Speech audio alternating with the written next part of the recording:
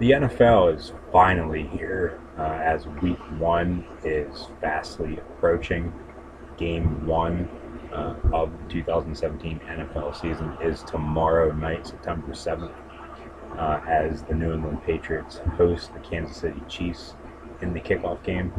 I'm going to take the Patriots in that matchup.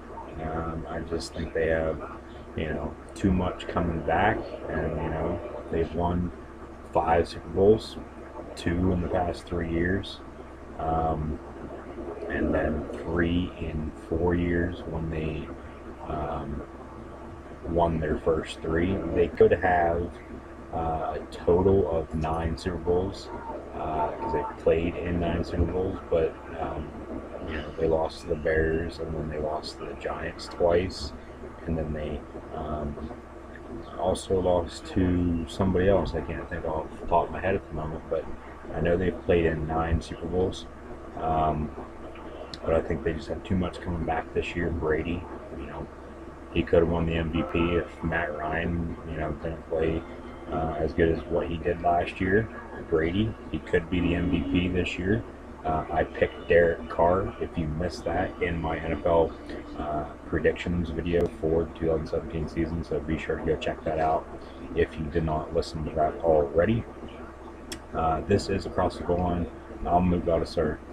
You can follow Across the Goal Line on Twitter, on all social media at ATGL16. You can follow me on Twitter as well at CoreyandLuke96.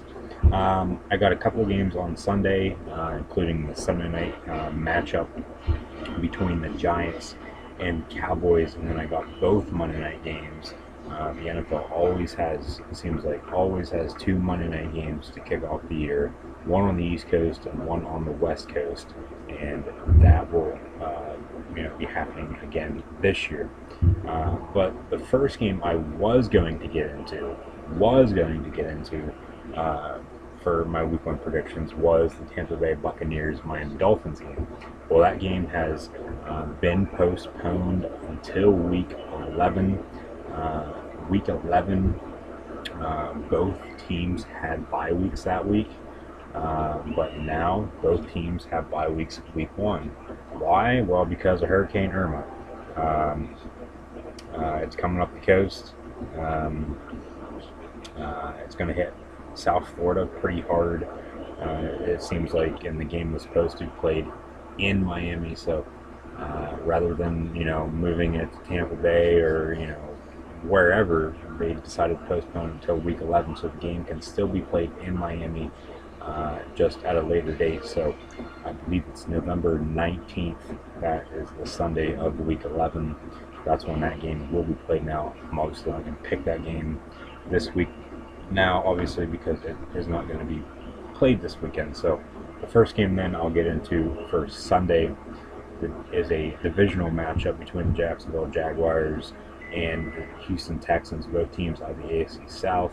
The Texans have won the AFC South for the past 2 years. I think they'll make it 3 this year. If you missed that as well in my predictions video, I have the Houston Texans winning the AFC South. The Jaguars, they got Blake Bortles still at quarterback. If he has a bad year this year, he's going to be out of Jacksonville. There's nothing more to it. He's had his chances, his opportunities.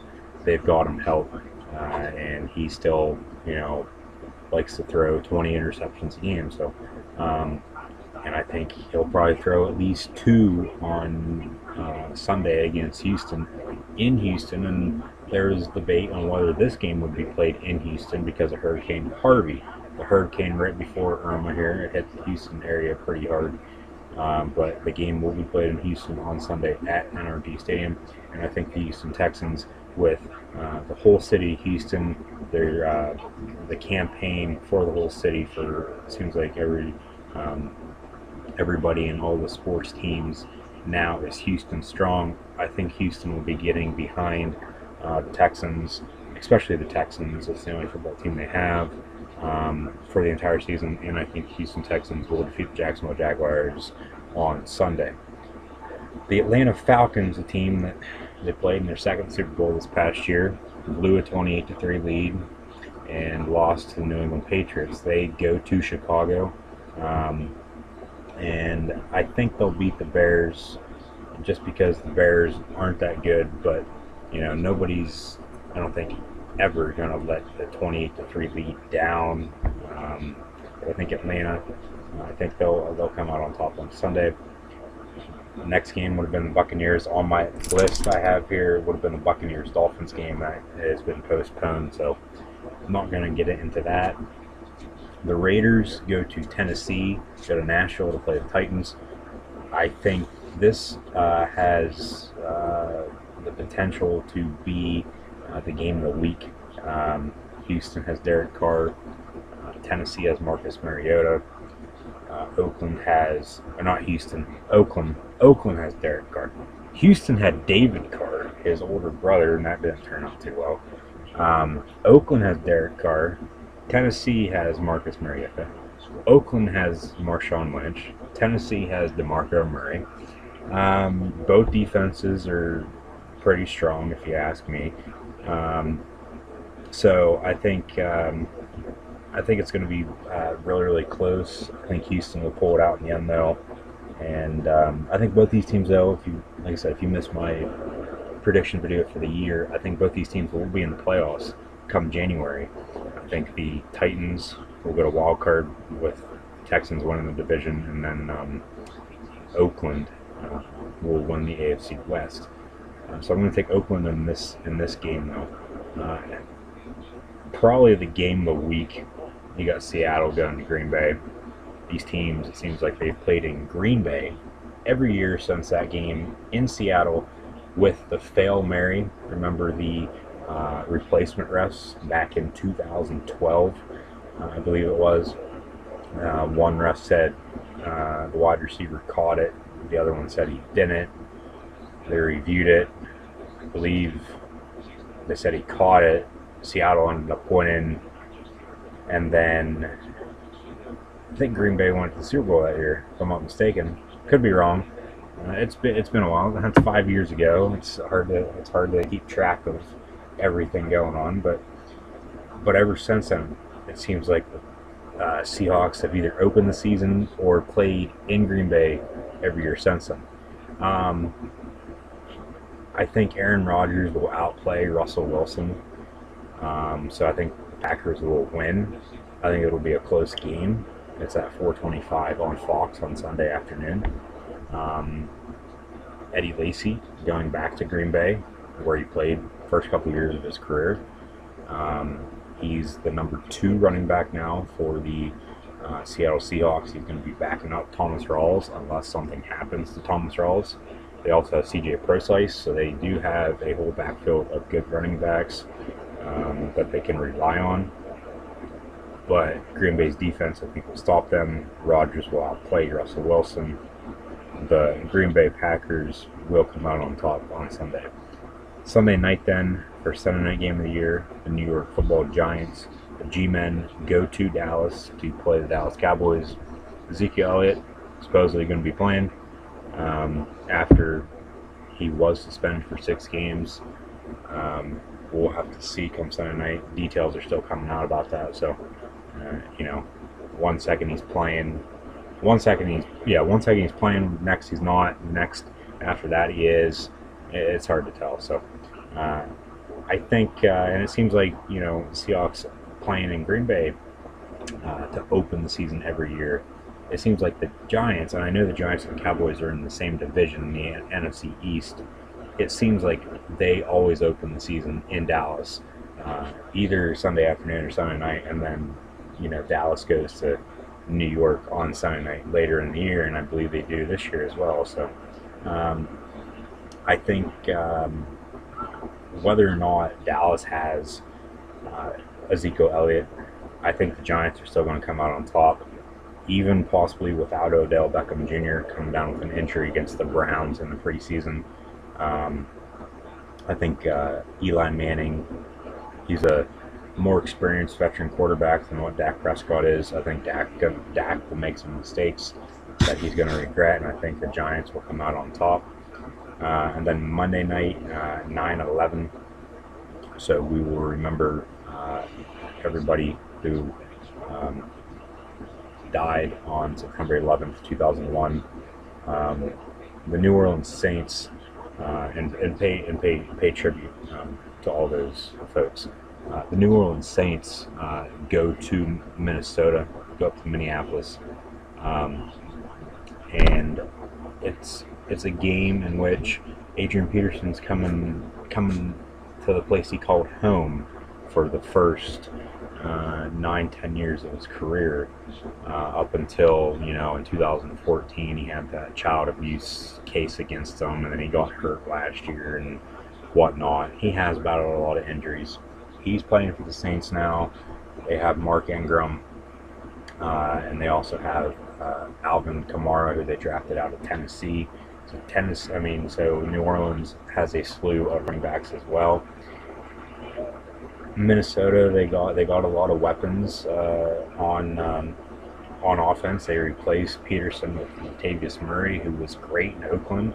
They got a lot of weapons for Sam Bradford, a quarterback, with Kyle Rudolph, Adam Thielen, Laquan Treadwell, if he plays like he did at Ole Miss. He got hurt a little bit last year, didn't really play. They also have Stephon Diggs. And then their defense is one of the best in the NFL. And a lot of people will remember the Vikings last year. They started out 5-0 and then finished 8-8. They finished the season 3-8 after they started 5-0. So I think more of a balanced win-loss record will potentially help them moving forward throughout the season and potentially into the playoffs, rather than starting 5-0 and then shit in bed halfway through the year and not even playing the last couple weeks of the year. But I think the Saints will go on the road. I think Peterson will get the last laugh, and the New Orleans Saints will beat the Minnesota Vikings on Monday Night Football. As I said, there's 2 Monday night games to start off the year.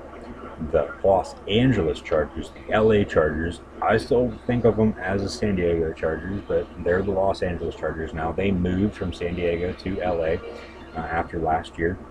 They're still in the AFC West, so they go to Denver in a divisional matchup. And I think I said in my NFL preview as well, the Chargers, they have a real strong chance to make the playoffs, I think, as a wild card. I don't think they'll win the division unless something dramatically happens to Oakland. I think they could make the playoffs if they stay healthy. They've been hurt, I don't know how much, the past couple years, and that's what's hurt them most of all. So San Diego, LA, see there, I just did it. LA, they go to Denver. I think they'll come out on top over Denver. Denver's having some quarterback issues, I guess you could say. Trevor Siemian, he's a great NFL quarterback, I think. Paxton Lynch really hasn't done anything since being drafted in the first round last year out of Memphis. They did just bring back Brock Osweiler as well on a 1-year deal after Cleveland cut him after the preseason got over. So he could, start, say halfway through the year, get used to the new system, because it's not the same system he was running when he was there before he left to Houston. And cost the Texans $72 million. But, I think both games on Monday night would be good. I know I'll be up late Monday night watching that game, because it's not going to even start till quarter after 10:30 maybe, depending on what time the first game gets over.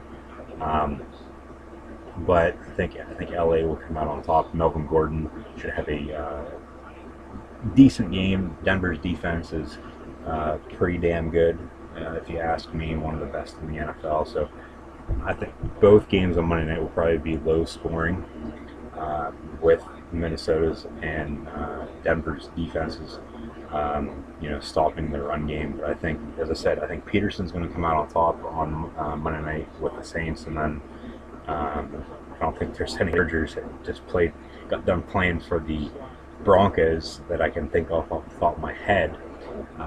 But I think LA will come out on top. The Saints will come out on top on Monday night, and hopefully it'll be a good weekend, good first week of the 2017 NFL season. We'll have to see. But like I said, hopefully it turns out that way. And then if you haven't already, go watch and listen to my 2017 NFL preview and my Week 2 college football predictions. And I will see everybody next week whenever. And by the way, too, next week when I do my Week 1 recap of the NFL and Week 2 predictions for the NFL, I'll go through the best game I thought there was, teams that impressed, disappointed, and something else I can't think off the top of my head at the moment. I'm getting to the end of this video, coming up on 17 minutes. But like I said, I'll throw those into the video starting next week. And if you haven't already, go check out all the other videos on Across the Goal Line's YouTube channel and let me know what you think. And I'll see everybody later.